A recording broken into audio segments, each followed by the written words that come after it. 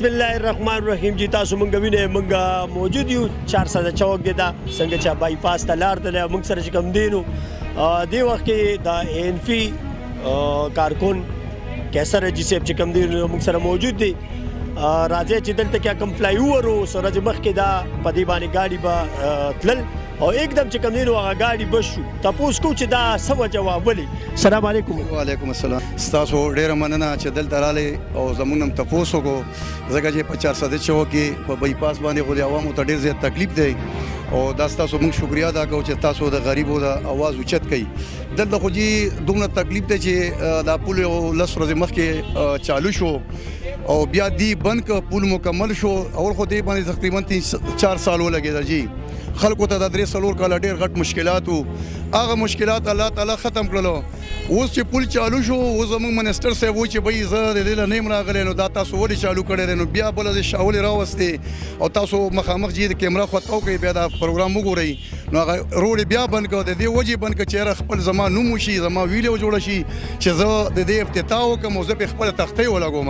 نو هغه د تختې د وجې عوامو ته خیر دغه تکلیفي خو چې د دې نوم وشي او د دې پی ټی آی ګورنمنت یو تختې دلته ولګي چې را د میډیا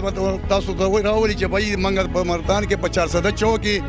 یو پل جوړ کړو پل خو نه عذاب دی عذاب څنګه چې 3 کاله دا وشو دا چوک هر وخت جامي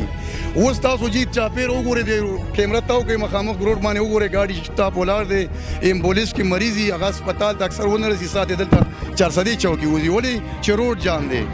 نو د روډ د وجې اوس پول تیار دی او دینه چالو کوي څه وجې چې د دې نوم نشته دی جی اتیب خان برازي وزیر اعلی صاحب برازي او هغه به دلته کې چیرې وړي او رسۍ به کټ کوي او هغه به نوم جوړیږي نو بیا به ګاډي چالو کیږي نور مکمل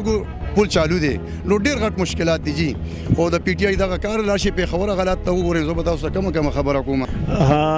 دا جی صاحب دی خبرې ډېرې خوندورې وي حقیقت ته چې چا ته تکلیفي نو هغه چې کم دی आवाज اوچتای هغه आवाज دا کوي او هغه حکمرانانو ته هغه د حکومت غړو ته هغه وي چې بس کې دا کوم تکلیف چې په دې خلکو تیر شو نو دا بس کې د دې نه مخکې په فلای اوور باندې چې کم دی نو